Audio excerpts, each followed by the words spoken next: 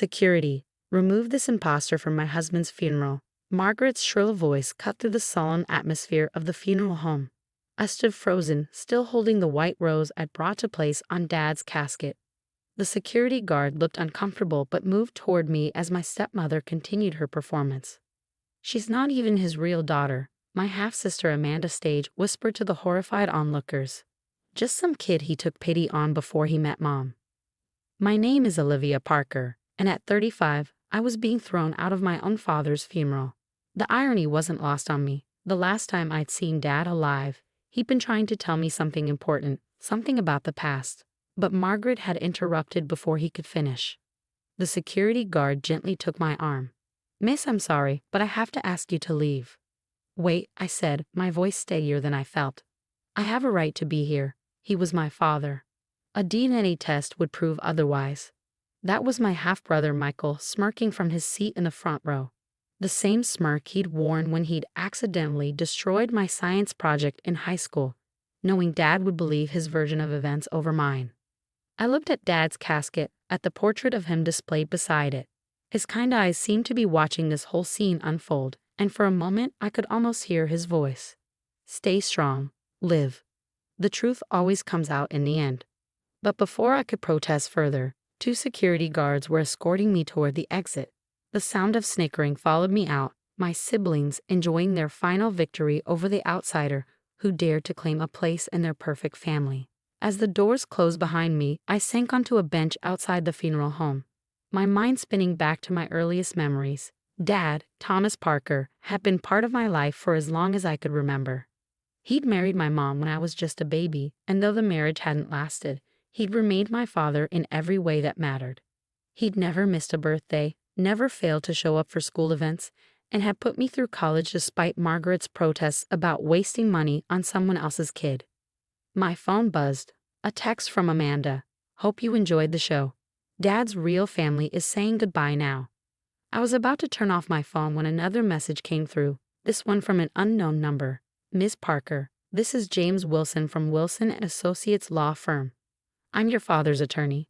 Please remain nearby. Your presence will be required for the reading of the will immediately following the service." My heart skipped a beat. Margaret had told me there was no will, that everything had been arranged years ago to pass directly to her and her children. But then again, Margaret had told me a lot of things over the years. I sat there for what felt like hours, watching people arrive and leave, many giving me curious or pitying glances. A few old family friends tried to approach me, but quickly scurried away when Margaret's sharp eyes landed on them through the funeral home windows. Finally, the service ended. People began filing out, and I watched Margaret lead my siblings toward their cars, their faces still bearing those self-satisfied expressions. But before they could leave, James Wilson appeared at the entrance. "Mrs. Parker," he called out to Margaret, his voice carrying across the parking lot, "and family, please proceed to my office immediately for the reading of Thomas Parker's will and final letters." Margaret's head snapped around so fast I thought she might get whiplash. "Letters? What letters?" "All will be explained at my office," James replied calmly. Then his eyes found me on the bench. "Ms. Olivia Parker, that includes you." "She's not invited," Margaret snapped. "Any paperwork involving my husband's estate will be handled by his real family." James adjusted his glasses, looking down at Margaret with an expression I couldn't quite read. "Actually, Mrs. Parker, Olivia's presence is explicitly required by your late husband. In fact, he left specific instructions that the will cannot be read without her in attendance." The look on Margaret's face was worth every second of humiliation I'd endured that day. She opened and closed her mouth several times, but no words came out. Amanda and Michael exchanged worried glances. "If you'll all follow me," James continued, "there's something you need to see, particularly an envelope your father left, dated 30 years ago, with explicit instructions that it was to be opened only upon his death, with all of his children present."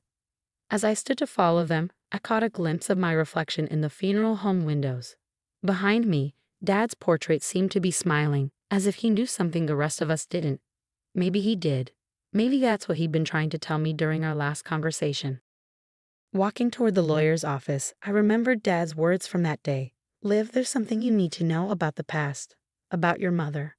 But Margaret had burst in then. as she always did when Dad tried to have private conversations with me, and the moment was lost.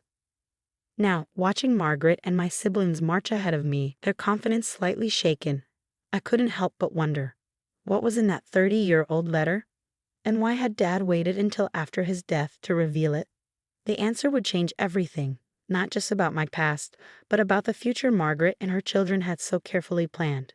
They just didn't know it yet. The tension in James Wilson's office was thick enough to cut with a knife. Margaret perched on the edge of her seat like a bird ready to take flight, while Amanda and Michael slouched in their chairs, trying to appear unconcerned but failing miserably. I sat quietly by the window, watching dust motes dance in the afternoon sunlight. James cleared his throat and pulled out a large manila envelope. Before we proceed with the current will, Thomas left explicit instructions to read this letter first. He held up a yellowed envelope, the edges worn with age. It's dated September 15th, 1993. Margaret's face paled. That was around the time she first met Dad, and just after his divorce from my mom. "This is ridiculous," Michael interrupted. "Some ancient letter can't possibly be relevant now."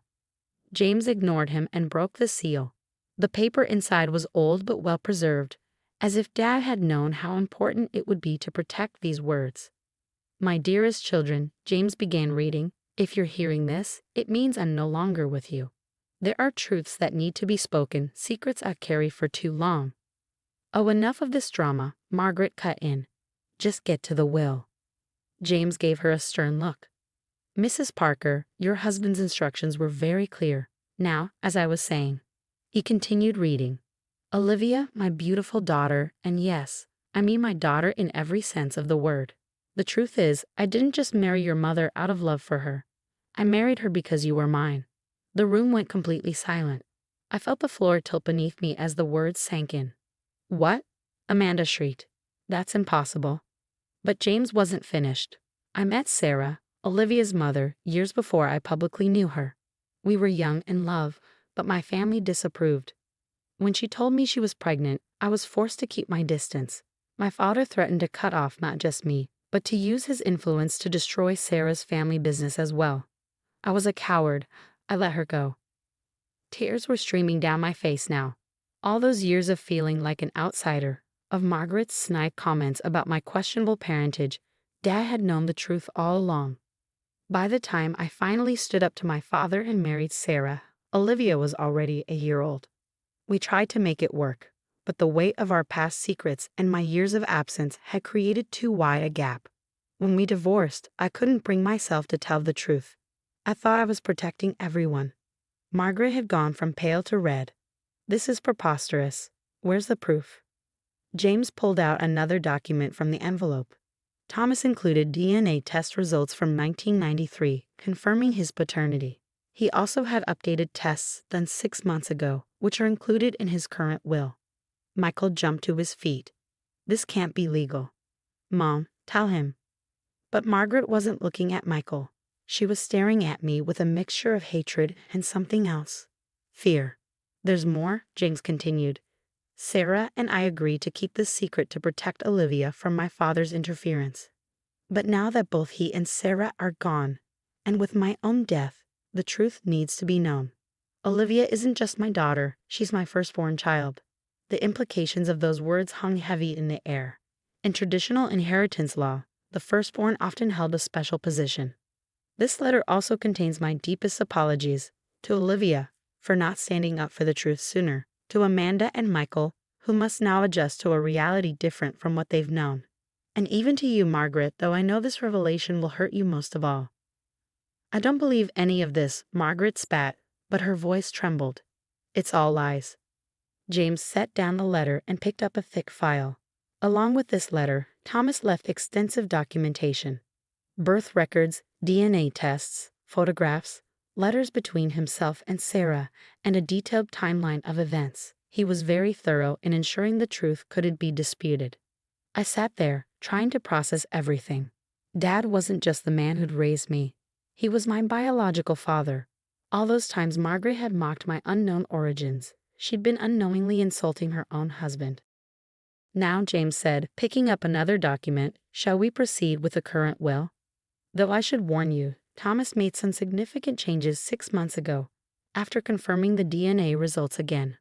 Margaret gripped the arms of her chair, her knuckles white. Amanda had started crying quietly, while Michael just stared blankly ahead.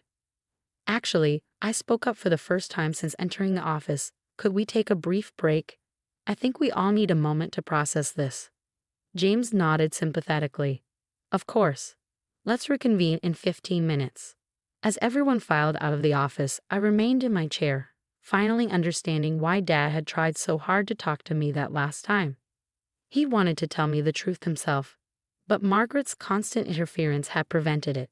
I pulled out my phone and looked at the last photo I had of Dad and me together, taken at my little cafe 3 months ago.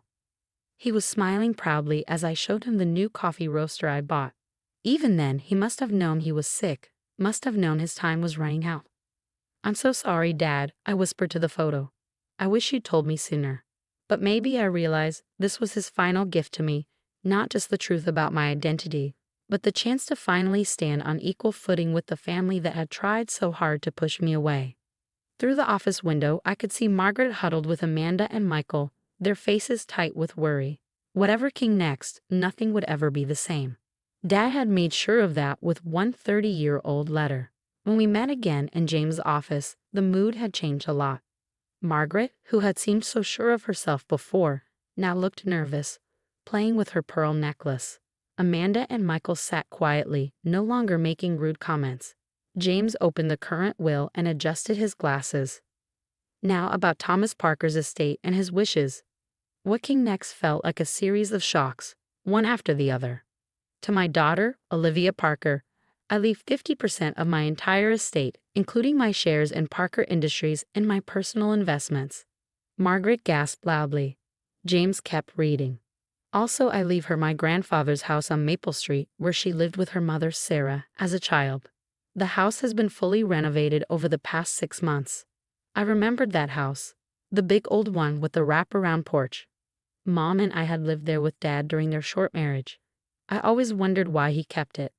To my children Amanda and Michael Parker, James continued, I leave 25% of the estate each. This will be held in trust until they can show financial responsibility by keeping steady jobs for at least 2 years. What? Michael shouted. That's not fair. James ignored him. To my wife Margaret, I leave our current home and a monthly allowance, which will be managed by the estate trustees. Margaret's face turned red. An allowance? Like I'm a child? James didn't stop. Also, Olivia will get the controlling shares in Parker Industries. The room went wild. Margaret jumped up, Amanda started crying, and Michael yelled about fighting the will. James raised a hand and everyone went quiet. There's a personal letter for each of you, he said, handing out 4 envelopes. Thomas wanted you to read them in private. I took mine with shaking hands and waited until I got home. Sitting in my small apartment above my cafe, I opened the letter. My dearest Olivia, by now, you know the truth about your birth. I wanted to tell you for years but was too afraid. You deserve better from me. I've watched you build your cafe from nothing. You worked twice as hard because I didn't give you the same advantages as your siblings. But you never became bitter. You always stayed kind, even to those who weren't kind to you. You have your mother's strength and my business sense, even if you don't see it yet. I gave you the controlling shares of Parker Industries not just because you're my firstborn, but because you're the only one who truly understands hard work and honesty. I know you'll do the right thing, not just for the company, but for Amanda and Michael too. They need guidance more than they need money. I'm so proud of you, Liv. I hope you can forgive me for not telling you sooner. All my love, Dad. A week later, I sat in what was now my office at Parker Industries, going through old files. It turned out Dad had been preparing me for this all along. Through our talks at my cafe, his interest in how I ran my business, and the advice he gave me. Margaret had already said she was going to contest the will, but James said she didn't have a strong case. Amanda surprised me by apologizing. She said she had always been jealous that Dad was proud of me. Michael was still angry, but he had time to figure things out while he worked to earn his share. As for me, I kept the cafe. It was my first success, and it meant a lot to me. But I also threw myself into learning everything about Parker Industries. Dad was right. I understood more than I realized. The employees remembered me from when I was little. Some told me Dad had talked proudly about how I ran my cafe and even used my ideas in meetings. One afternoon, as I walked past the big portrait of Dad in the lobby, I looked up at his kind eyes.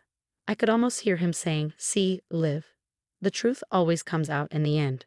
I smiled and touched the frame. "Thanks, Dad," I whispered, "for everything." The truth had come out, and with it, I gained not just an inheritance, but something even more important, the knowledge that I truly belonged. That weekend, I visited the house on Maple Street. Standing on the porch, I felt like I had come full circle. I was no longer the outsider. I was the daughter my father had always believed in. Margaret's angry legal letters didn't bother me anymore. I had the truth, Dad's trust, and a future he had carefully prepared for me. Sometimes the best kind of revenge isn't fighting back, it's becoming exactly who you were meant to be.